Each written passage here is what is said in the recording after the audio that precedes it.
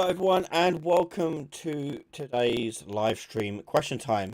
It's a slightly different graphics, still work in development, but hello and welcome to question time. Delayed by about an hour, but we're here and we're here for about an hour answering your questions related to game design, game development, or Unreal Engine, or anything else you'd like, really. Totally free reign, up to you what you want to ask. All you have to do is put your question into chat, and I'll try and answer as many as I can within the hour or so that we are here. Hello everyone. In chat, I don't know who we've got here. Hello, we got Lux, Esrod. Hello, Chris Lottie, Grash Sandwich. Great name.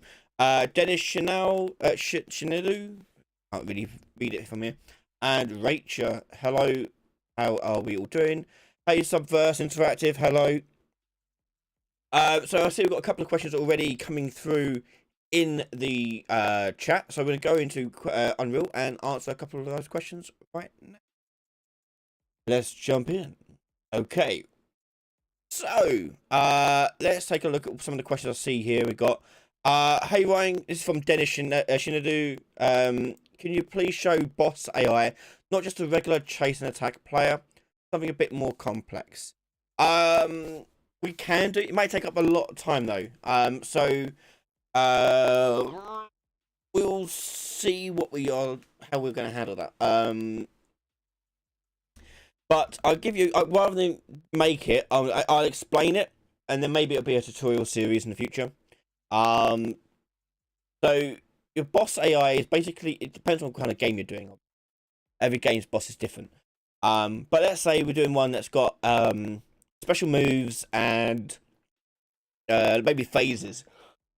Okay, so the special move could be a jumping attack, could be a charge or whatever, and this could be triggered by a certain event. This could be health, when you deplete the health by a certain amount. It could be a certain time amount. It could be a number of hits they've taken. Whatever that is, you have to think of what triggers it.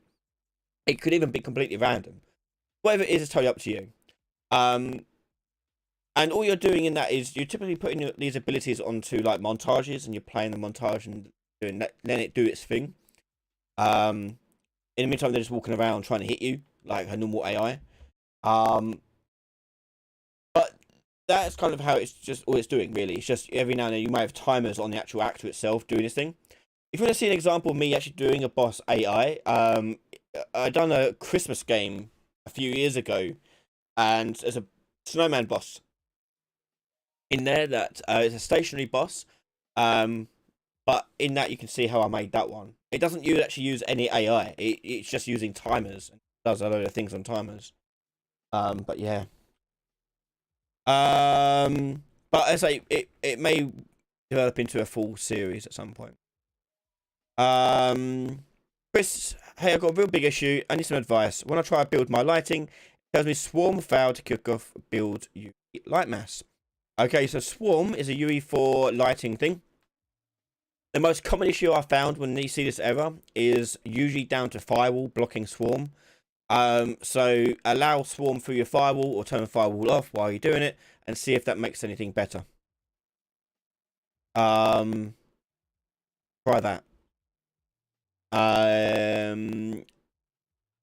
S-Rod, how do we load environment into a level? Oh, pardon me. And freeze the geometry so it cannot be selected in editor.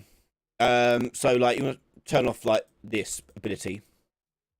Okay, so you can select these and you can lock them down. If you go over here and do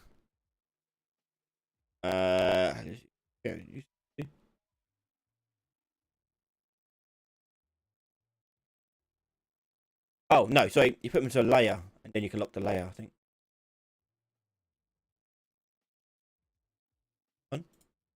Let's... Oh, it's because we're in UE5. My bad. Yeah, and if you're using UE4, you have to use layers. If you're using UE5, you use data layers.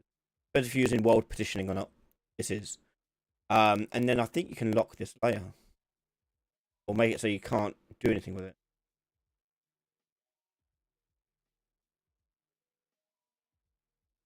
Where you could.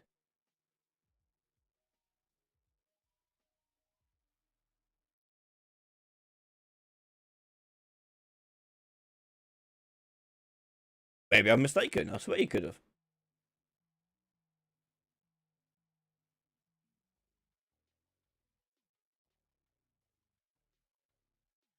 Maybe. I don't know. If anyone knew E4 got loaded up, I'm gonna check the layers here. Has it? Alright,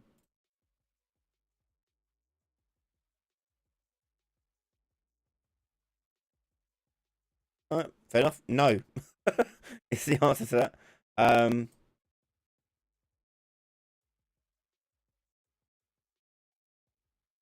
Yeah, no. Sorry, no, I don't know. I think so.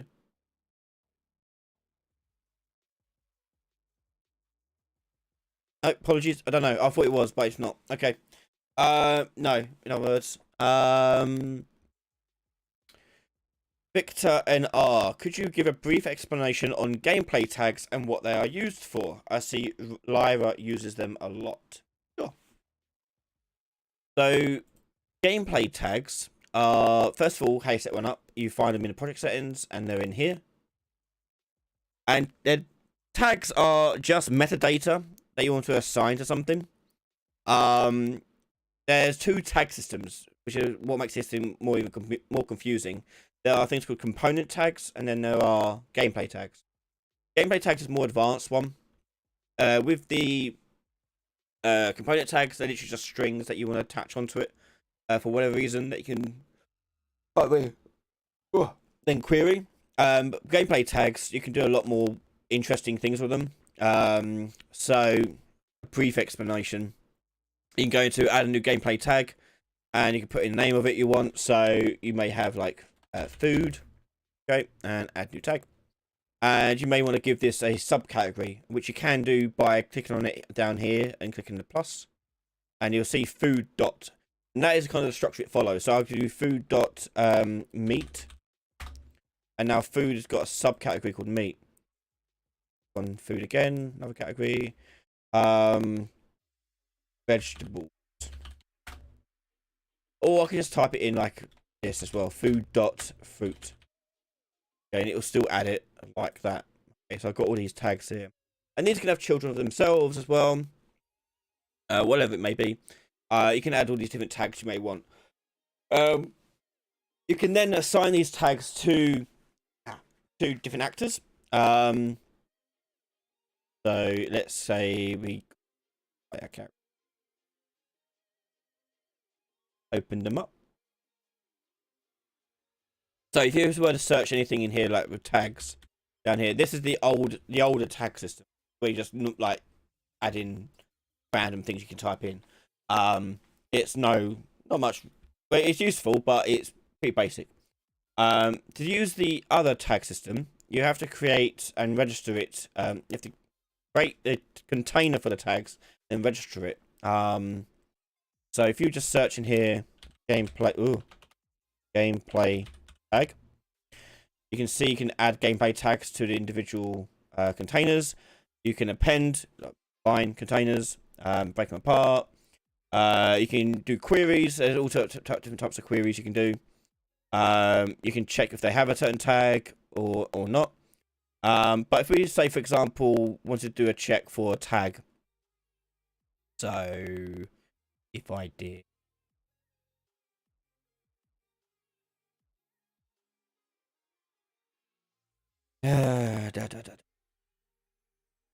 has tag, okay.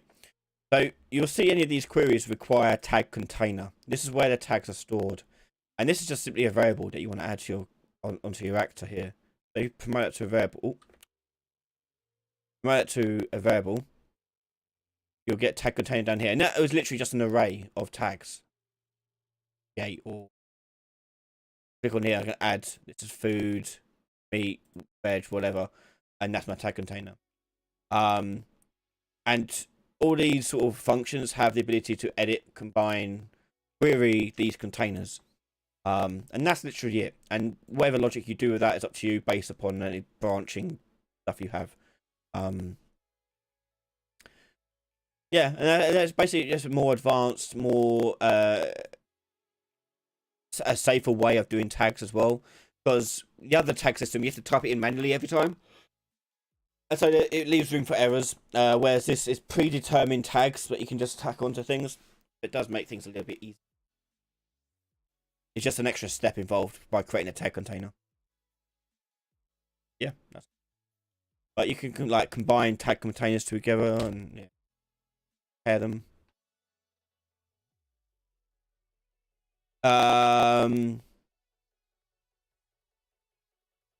Like, try and pick another question. Well, I see I've got a few. All in all going. What's up, Ryan? What's up? Not much.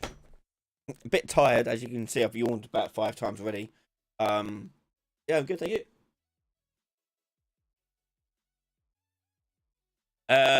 Next question. Let's go for.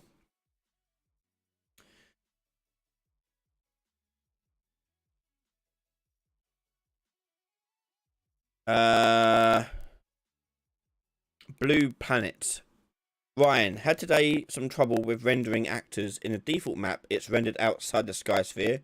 In the other level, it's rendered, but when it's wheeled, the camera follows the when it's wheeled, the camera follows the actor.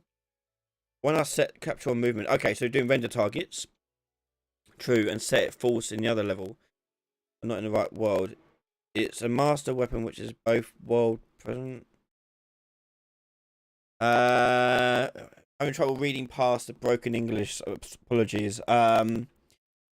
So proper rendering actors in a default map, it's rendered outside the sky sphere. I don't know it's rendered, but when it's camera follow. Okay. I gotcha. I know what you mean. So, okay, so when you're doing rendered captures, let's say I'm doing it on this player character here. Scene capture 2D. You want to change a couple of settings on your scene capture because at the moment that will capture everything, which you don't want the background in. I'm assuming that's why you're doing it outside the sky sphere. So what you want to do with the scene capture component is go down to its texture target settings over here, and you'll see composite mode. Not composite mode, sorry. Primitive render mode. You change the drop down to use show only list. Click on that, and then in your event graph on begin play,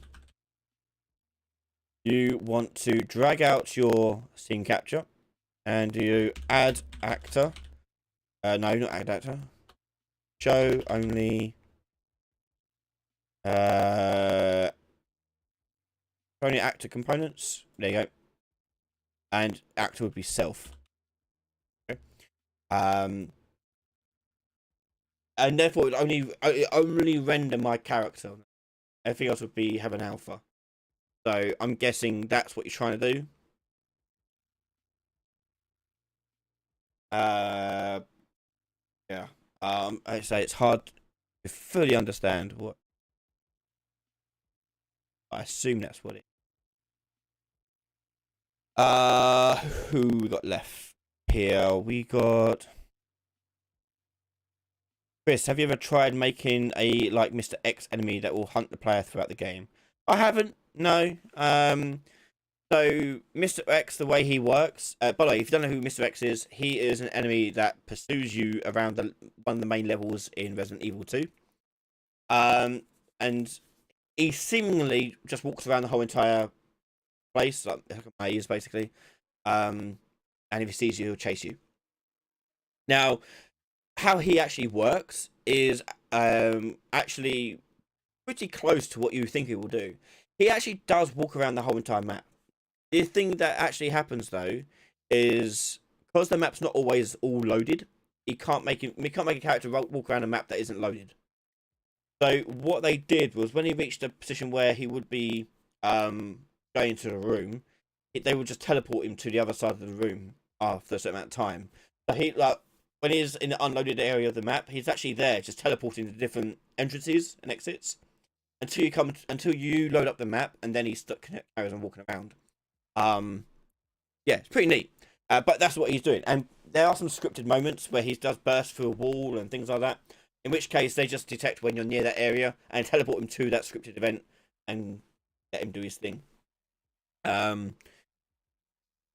But yeah, it's pretty interesting character sort of thing. We're gonna have something like that with my new game Mimic, which will have similar sort of behaviors with the robot characters in there. They'll behave in a fashion to that. But in that one, the whole map will be loaded because it's a multiplayer map. Um. Oh, pardon me.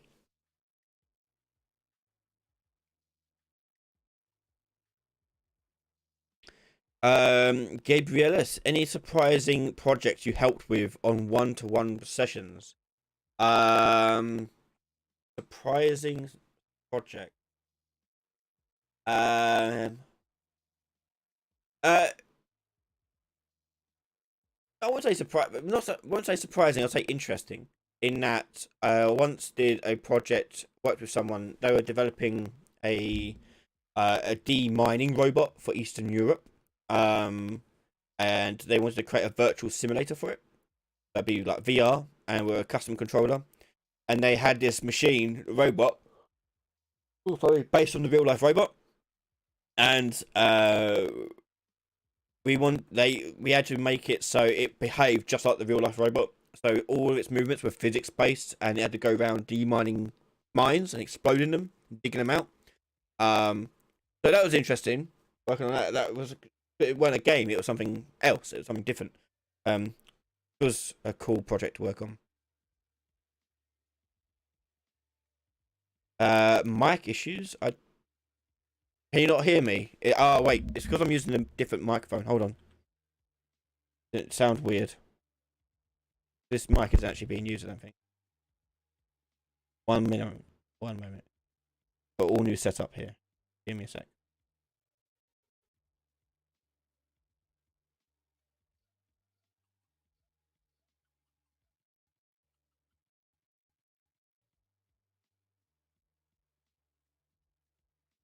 Okay, okay. Hang on 1 second.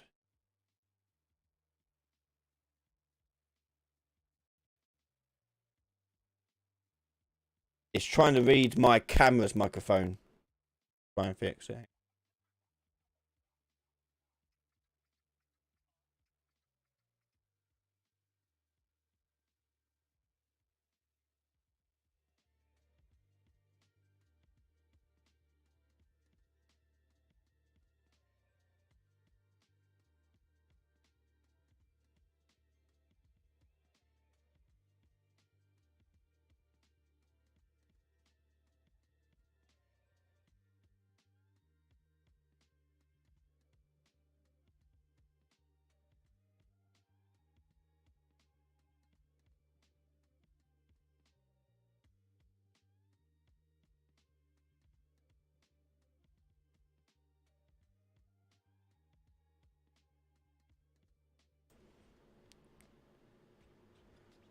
Testing 1 2. Can you hear me now?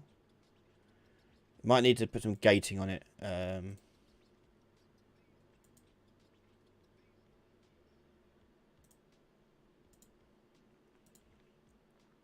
like compression things, but does that sound any better? Much better? Good. Okay. I'll add a default compressor onto it. And noise gate. Okay, I've added a compressor noise gate to it. Let me know if that sounds any worse or better. I can work out any weird issues. Yeah, apologies for that. It's because I've set up a whole new scene on Streamlabs, blah blah. So anyway, um,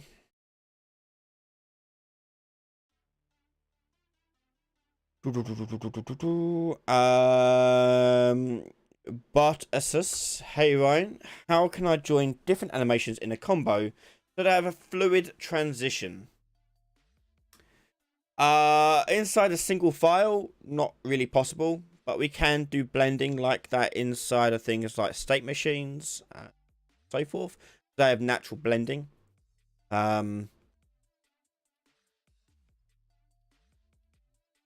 Ali, I mean, you can also make your own transition blends, I guess. Because if I were to go into, say, um, a composite animation mode, for example, you can't blend them. You can only put them next to each other. So, like, for example, if I remember rightly, forwards. So you can't merge the two, anything like that on this. And as far as I know, you can't do any kind of blending on here now. So, and with montages, it's a similar case.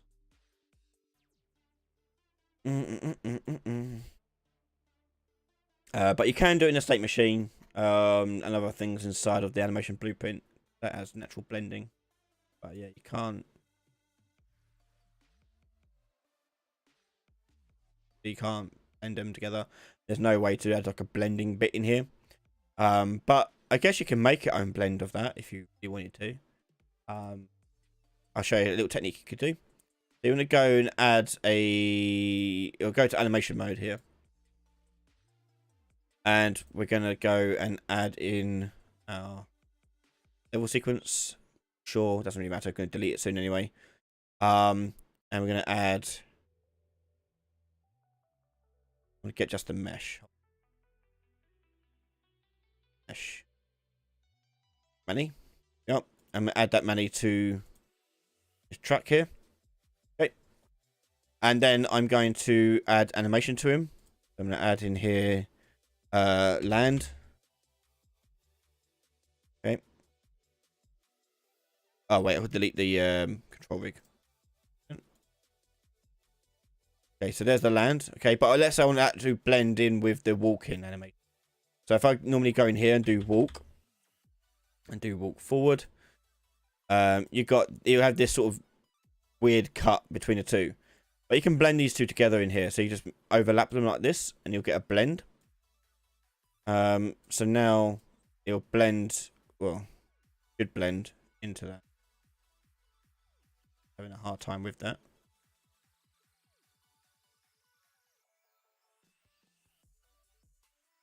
No, still not doing it. I have to put more in it. Okay. There you go. So you do the blend like this, it merges in between the two. I think this one's too long now. Yeah. And what you can do, once you've got the blend set up, you can actually export this thing as an actual animation. So I can click on this track, go to actions. This one. Don't remember. It was this one. Yeah, no.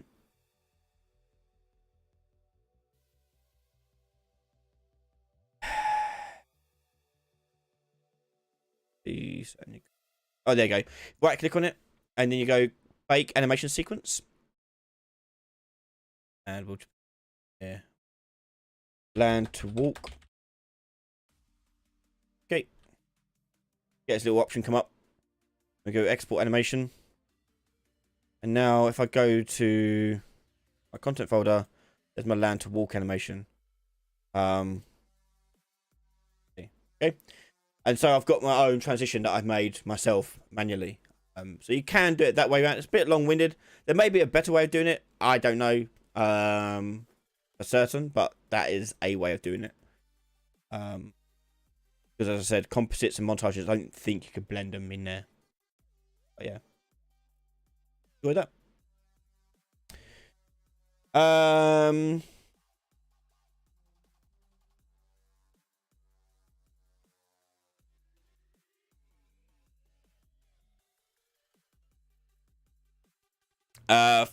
Focal axis SSX. If I make a building in Blender and import it to Unreal, should I make a custom collision in Blender, or can I use the complex collision built in UE5? Do not use complex collision. Complex collision. Well, first of all, you have to understand how collision works. Let's go to mode. And let's go into one of our props we have here. Let's go for chair here. Okay. So this chair has simple collision on it, which is this. Okay. screen outline. Now, simple collision is great because you want as little polys as possible for collision calculations. The more you have, the more calculations it's got to do mathematically, which means it's going to cause lots more issues. Complex collision basically uses the mesh as its own collision capsule, collision mesh, which you don't want to do because if it's really high detailed poly, that means there's going to be lots more collision calculations going on, which is going to cause optimization problems. So you definitely want to stick to just using simple collisions, but you can make your own collisions in here. So for example, you can see here the chair is pretty simple, doesn't really fit the shape of the chair too well. So you can just delete this, and you can make your own just by going to collision menu and adding like a box, for example, and you can scale and move this around as you turn snaps off for this, and get roughly the shape of the chair that I need, and it's going to be infinitely better than what they produce, and also complex. So I'm adding multiple boxes to this because you can add multiple. Here, smaller.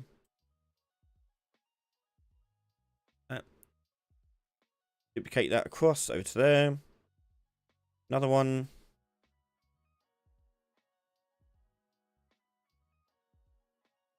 Okay.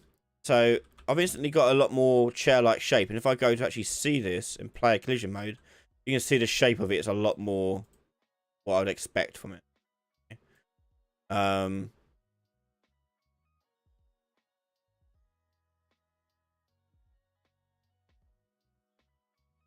So do it like this instead, or do it custom in Blender, whichever works best. It'd probably be easier in Blender, but do it custom. Don't rely on complex. There are reasons to use complex collision for some things. Most of the time, you don't want to be using it for recalculations like this. I've moved over from Unity recently. What's the shortcut for duplicating? Hold down the Alt key and then click and move it out. So, demonstrate.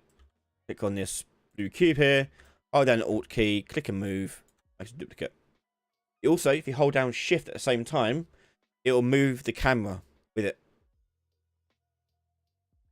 Okay. And that goes along with also rotations as well. So, let's say I've got this ramp here, and I'll rotate this, duplicate. Hold down Alt, and it will duplicate around. And I can move that about. Okay.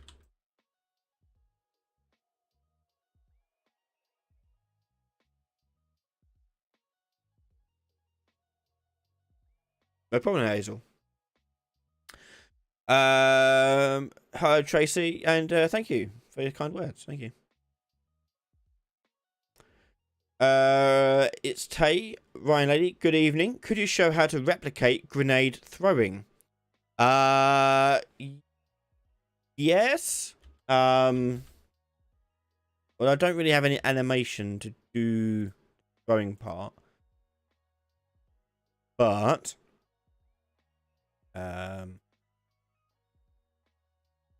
let's just throw a projectile out. Okay, which is our grenade.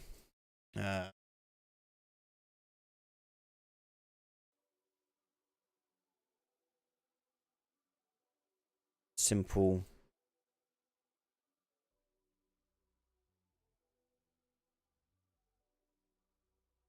Big collision to it. At the root. Size down.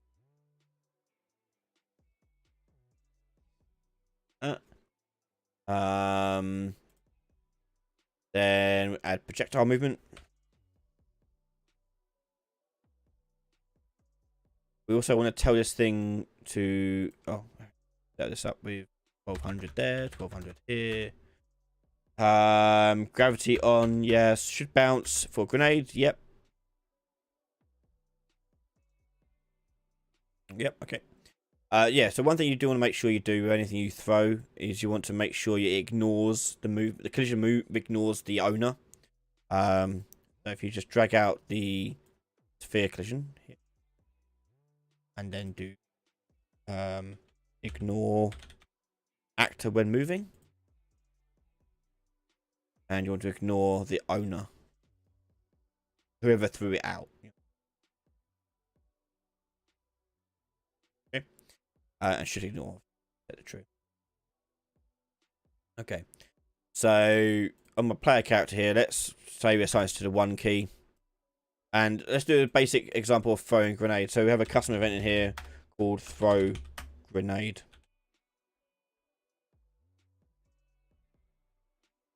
And throw grenade is going to spawn actor from class.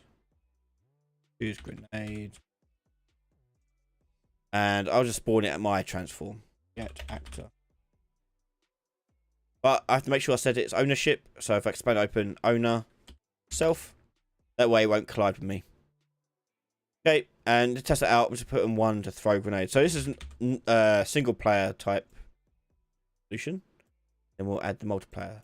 Make sure this works. It's colliding with me still. That's probably the inside the grenade itself, the sphere. I need to tell this to ignore.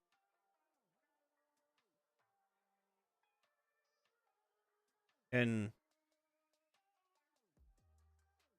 why am I getting hit by that?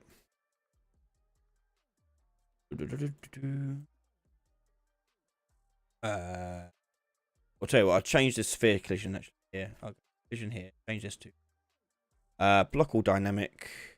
Actually no, block, we'll do block all. And this one will have no collision.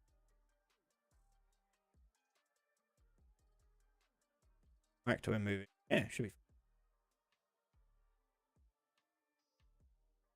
What am I hitting? Oh, maybe. Hang on.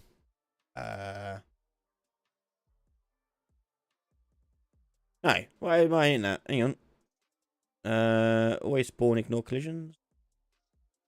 Doing adjustments. I'm confused. Why is it doing that? Hang on. Back to when moving. Go owner. Sphere, sphere. Let me just print string the owner. Make sure that's actually let's get hit event. Print string other. Is it hitting us? No, it's not hitting us. So what the hell's moving us around?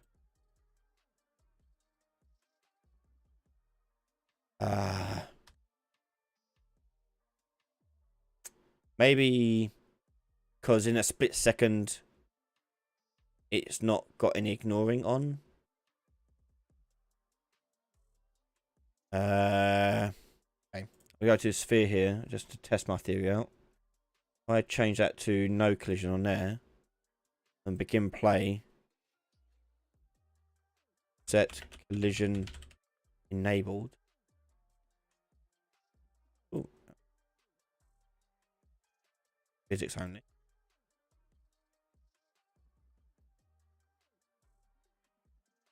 Yeah, there you go. Although it's now going through.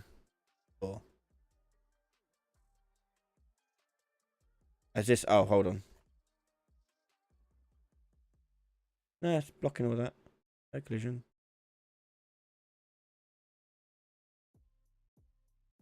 What? Change that to both. Oh, there you go. No, it's pushing me around. What's going on?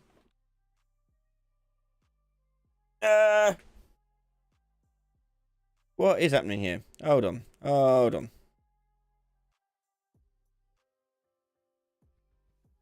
I don't usually get this issue. So what's going wrong? Turned off collision on the sphere. Yep. This one has... We'll put collision back on it.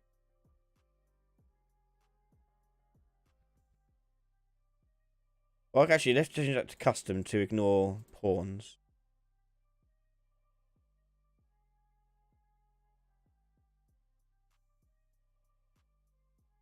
Oh, it's now colliding with the camera. What's that?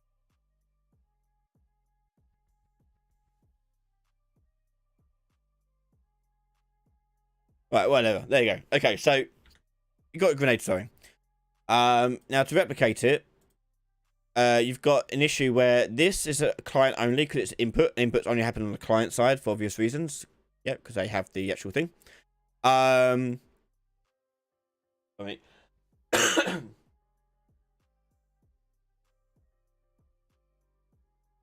Okay, so the client's the one that's telling him to throw a grenade, but we need the server to tell everyone else to throw a grenade. With that actor. So on this throw grenade, you just need to make that multicast. But that can only get called. The multicast can only get called from the server version. So you need to have an in between where the client is asking the server, "Hey, tell everyone I want to throw a grenade." So do a custom event in there. Server call throw grenade, and that be replicated on server. And that's going to call this throw grenade. And then when you push the one button, what you're doing is you're calling the SC throw grenade. So that you're telling the server or asking the server, "Hey, I want to throw a grenade." The server's going to do some checks and things, and then it'll go, "Yep, throw a grenade," and everyone else will see a thrown grenade come out. So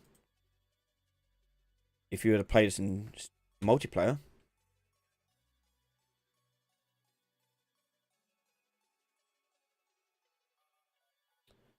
okay, right. And if I were to push one, see balls coming out on both screens. Okay, so that's how you do that. Now, lag can cause an issue. So that's something to consider. And this is a problem that most games will have, is when you're throwing grenades, it's hard to account for that lag. There's interesting conversation by the developers of Halo and how they solved this problem. They solved it with animation. So when the character goes to throw a grenade, the arm is blocking the screen for like a brief moment, and so the grenade leaving the hand doesn't matter when it happens, because it's off screen when it releases from the hand. So they just they're letting go of the grenade. So that could happen before or after. The lag doesn't matter too much. And it gives the impression that you're throwing the same every time. Yeah. But for the most part, you'd be right like this.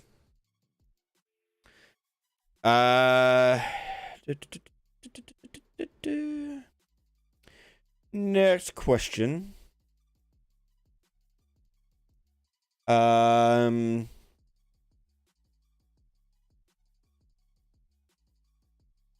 Chadfield. Hi Ryan, can you explain a bit more in detail about character simulate physics? As every time I enable it, they start to fly, all fall through the landscape. There's not a good explanation for it. Sure. So I'll go back to my character here, and we'll do 2. We're gonna go ragdoll. Okay, so simulating physics. And when I do this, what I'm gonna do is take the mesh and do set simulate physics and tell it to be true. But you'll notice your character will fall through the floor. That's because your mesh's collision probably hasn't been set up correctly. So if you go down to the collision settings of your mesh, you'll see in here they are query only with no physics collision. You need to change that. So take the mesh here and do set collision enabled. Twice. And you would change that to collision enabled for query and physics, or just physics only. And then that'll make it so it can bounce around and hit things. So if I go to push play,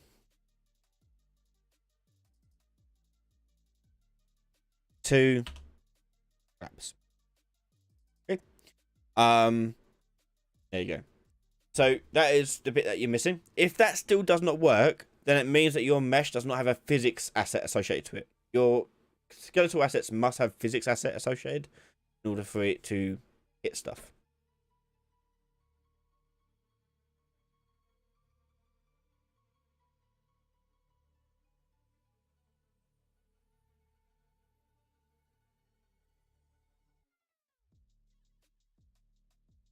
Zazonius, hi. Why is it that if I have an actor with blocking collision that is attached to the default scene route, the collision doesn't work as intended?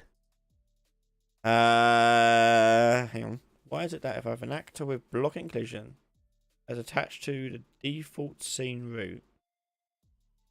Collision does not work as an.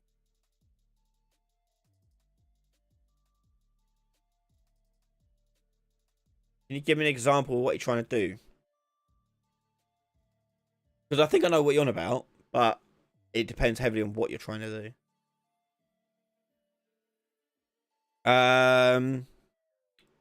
Axel Laturi.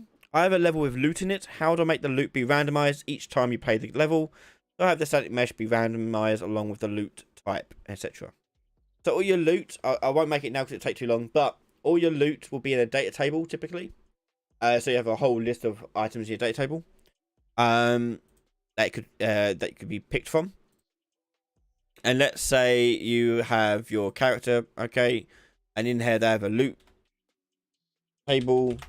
Inside of your data table, each item will have the corresponding mesh or actor or icons or graphics or sound effects, whatever, associated with each option. So when you spawn it in, you can set those things up. But let's say this loot table here is a collection of names in an array. So you've identified, okay, it can pick one of these 5 things, okay? When you are going to die, so look, for example, when I go ragdoll here and I want to spawn something from my loot table, I'm just going to drag this out and do random array item and then get that information from the data table.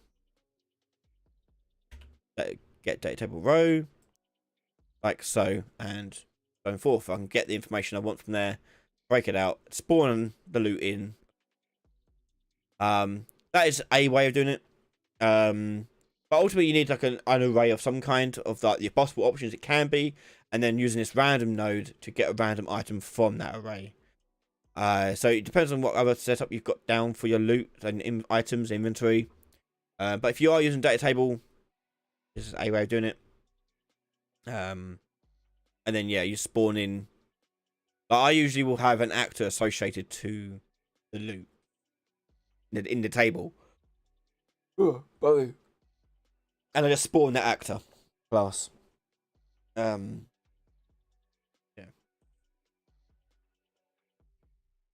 Yeah, data table. Any other questions?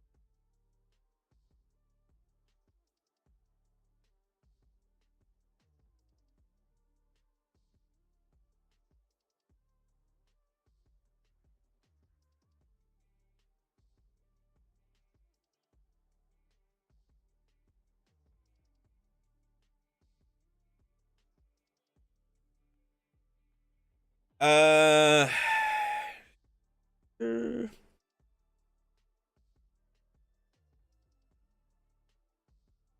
By the way, where can I watch old Question Time videos?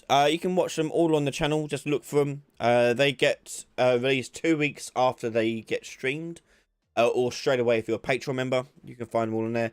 Lately, I've been able to do time coding of each one, so you can see the time codes for, or different questions that get asked, or like the key questions that get asked.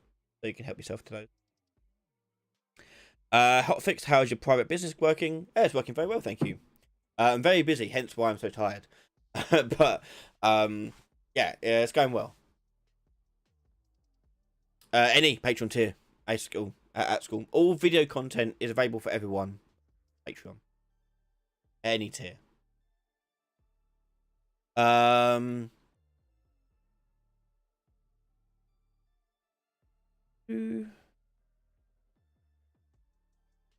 Subverse Interactive. Coming from Blender, I find the viewport navigation in Unreal Engine really counterintuitive. Any quick tips?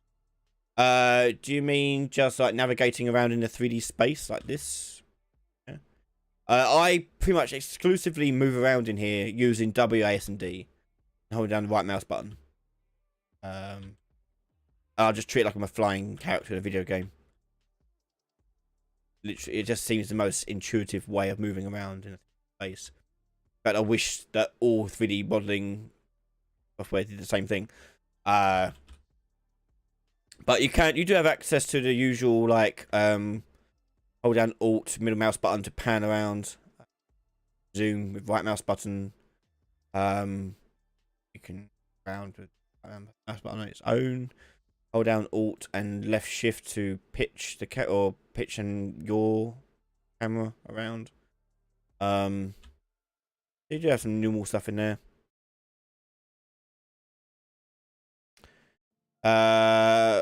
Focal axis. How hard would it be to implement proximity voice chat in a game?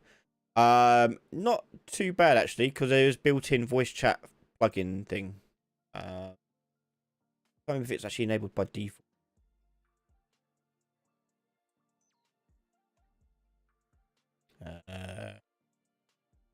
Does not come up. Yeah, if I go into voice chat. Yeah, this thing. So if I enable it now, I have to restart the thing. But yeah, you just turn it on. If you look, there's documentation about it too. It gives you a voice chat, voice chat component you can add on to your characters, and there is settings on there for proximity stuff.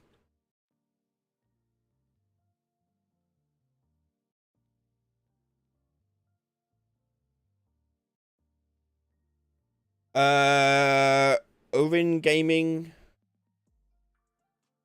Oh, does it? Oh, there's nothing I can do about that, I'm afraid. If you get it via notification, that is, or in that case, then it promotes people. It promotes the idea of getting notifications set up. So, if I set the private, no one can watch it apart from me. So it has to be unlisted. But yeah, yeah. But if you want to cheat that system, you can just hit the notification bell then apparently, and that works just fine. But yeah, that's fine. It's okay.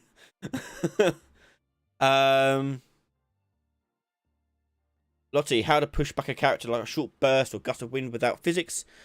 Use launch character. So if I want to be knocked back, so let's do it on my 2 button here.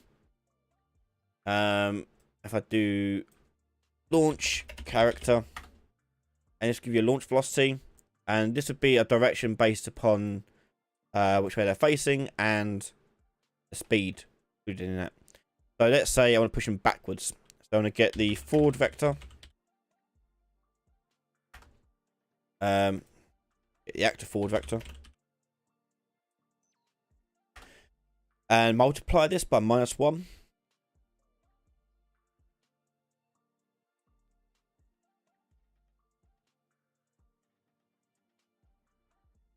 I've got now the backwards vector. And then just multiply it by how strong I want it. So I do multiplied by, let's say, do it by float again. Actually, I'll just do it here. Multiplied by -600. As long as it's negative, it'll go backwards. Let's do -600. But that's not going to go up in the air at all. So the issue with going directly backwards, the problem with that is that the friction will cause your character to stop. So you've got a couple of options. You can either knock him in the air a little bit as well, or you can turn on a setting called use separate braking friction. So if I were to put that in there like this, and then take my cat movement component and do use separate braking friction to false. And then after a short amount of time afterwards, like through a delay or whatever, you want to turn it back on.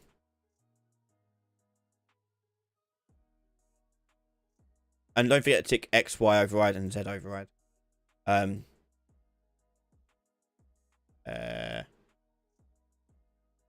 So push the 2 button now. Oh, get that. Okay. So I didn't put the little delay in it, did I? Oh well, you saw it working for a brief moment. Put a little delay in it. 2.5 seconds.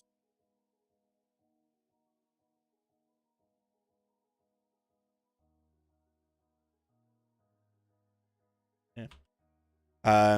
Usually if you're doing a knockback, you usually want to add a little bit of height to it. So in other words, what you do here is just add and just add height to it on the Z. Add 400. Oh, not 4,000. 400. Play it 2.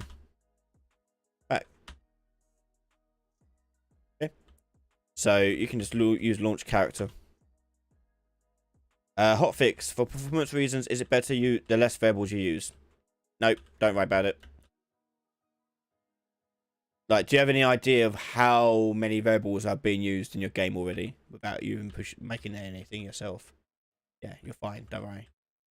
Typically, anything mathematical is completely cheap to do. It's the rendering things that are more expensive. Anything that loads files or reads files or goes to a GPU are the expensive stuff. Cheers, Tay. Go for yourself. Vagsy, no, I didn't, unfortunately. Sorry.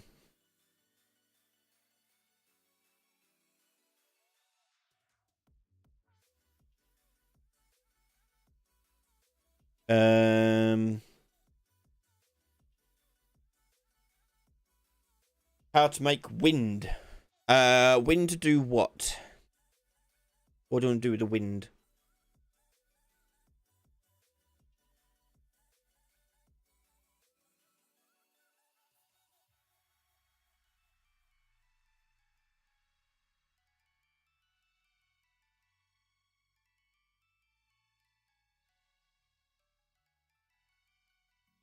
Let me know, Mohammed.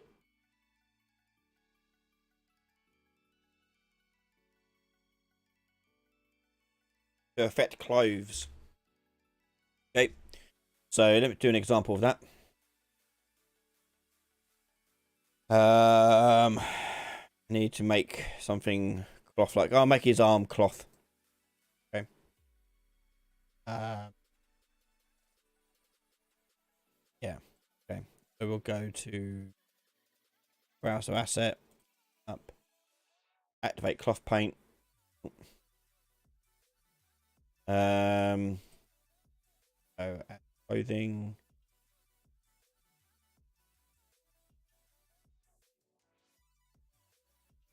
Oh wait, no, that's not right. I should get the order of things in here. You have to select. We have to select something in. That's it. Yeah. So select part of the mesh you want to do. Let's do this bottom arm here. Right click, create clothing data from section. Create. There we are. And then go activate cloth paint. There we go.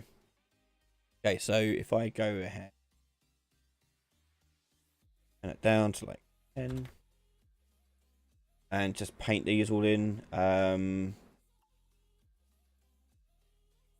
have I got as a value? 100, yeah. So this is all cloth here. Okay, so if I were to put that in. Yeah.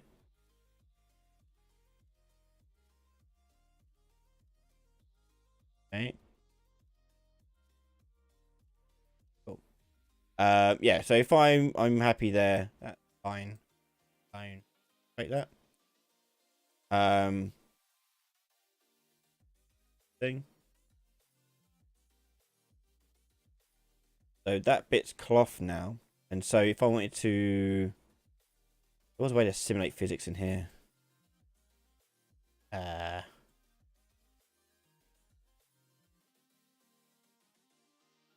Clothing. Oh, I've forgotten how you do it now.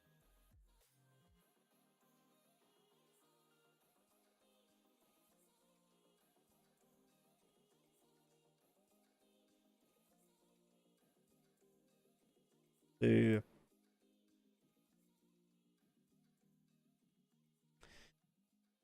not, I'll just drag it to the scene. Can't be cool.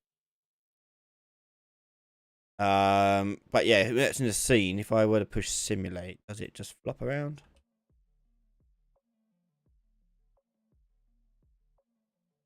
Hold on.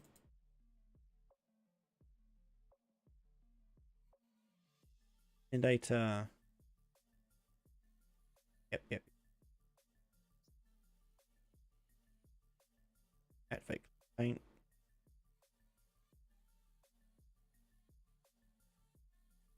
Oh, what have I forgotten? Have to apply it.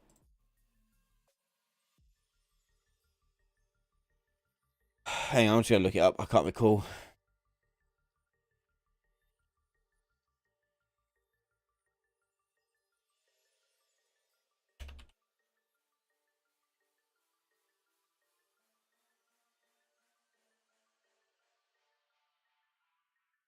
Cloth asset. Yep. Yep. Painting the cloth.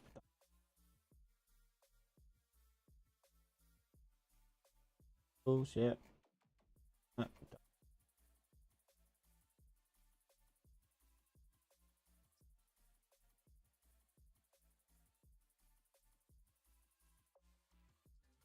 It. Why am I not seeing it? What? Apply clothing data? Oh, I haven't applied it. Maybe that's what.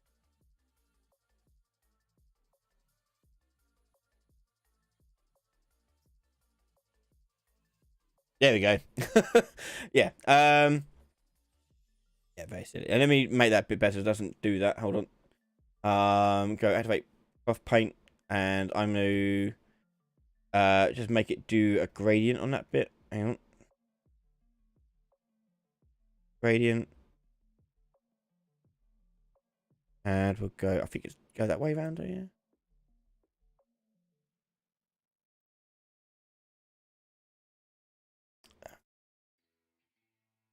Do that, and then you do, well, you just do enter. Oh, what button is it? Hold on. Find the button.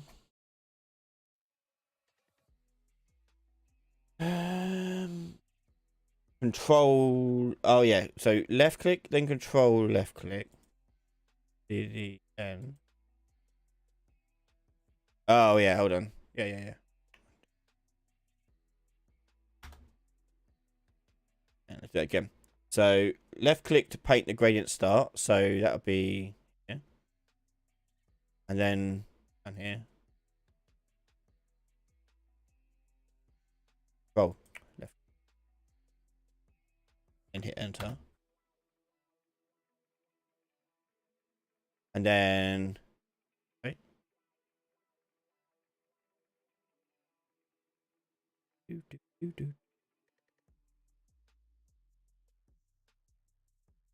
Oh, I didn't do it to the rest of it. Anyway, you can see we got cloth going on. Yeah, so the cloth actually is simulated in wind by using the wind actor. There's a thing. If you just open this up and just search for wind, you'll see a wind directional source. You can put that in there.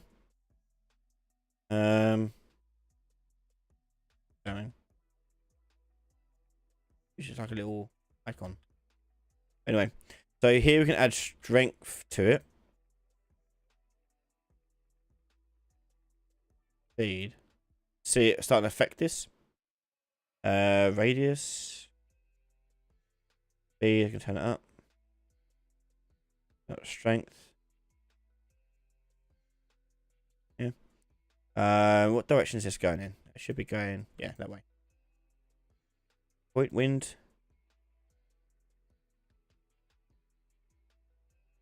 I forget what numbers these have to be. See anything?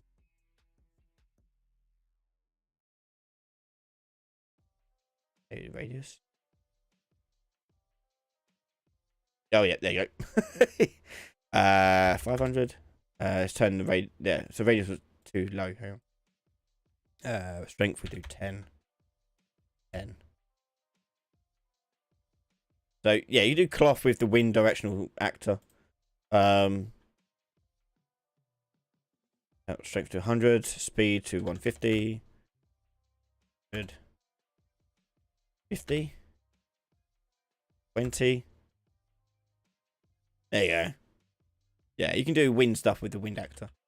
So yeah, the physics simulations use the wind actor here. So I think this also works for these chaps as well. So if I was to put him, if I put him near the wind actor, oh, that's why it didn't show up, because I had to. I was playing in simulation mode. There you go. That's what I was expecting. Yeah, this thing can also affect this too. So I changed the radius here to like 1,000. I'm pretty certain it does affect this. might have to change the mass of it. Change the strength here to 100, this to 50, and point wind. Point wind takes into account direction. We go to simulate. So I might have to change the mass of this. So change the mass here to 1, if not less. I swear it could affect this stuff. Down to 0.1.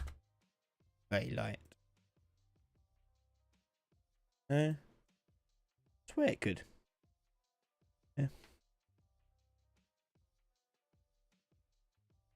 Maybe I'm mistaken. It's been a while since I looked at the wind actor, what it affects and what it doesn't affect. I know it affects cloth definitely, but beyond that, I'm not.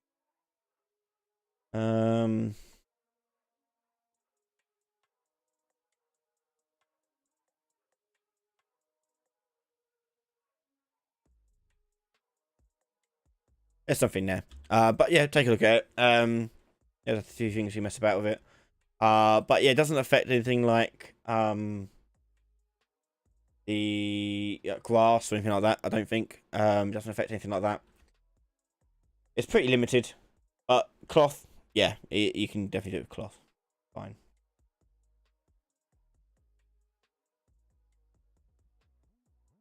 I swear I remember messing about with this, but it's been a long time. Have a look, see what the documentations say.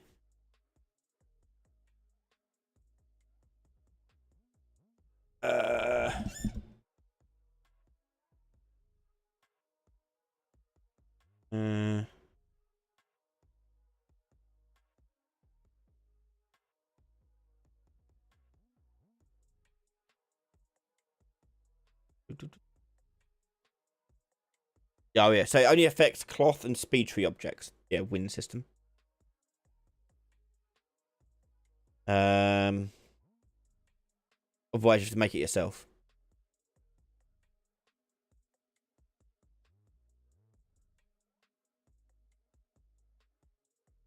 Okay. That's going to bring us to the end of today's question time though. We do this every Wednesday. And don't forget, on Saturday now we are live streaming too. This Saturday we are doing a live stream of what are we doing? Retro Remake? I can't recall now my own schedule. It's a Retro Remake.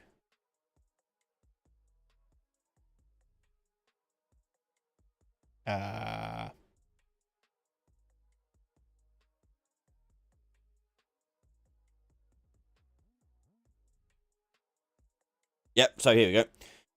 We are doing Retro Remake this Saturday, where we're carrying on from a Bomberman example, where we started off earlier at the start of the year. We were working on that and trying to get that to be finished by the end of the year.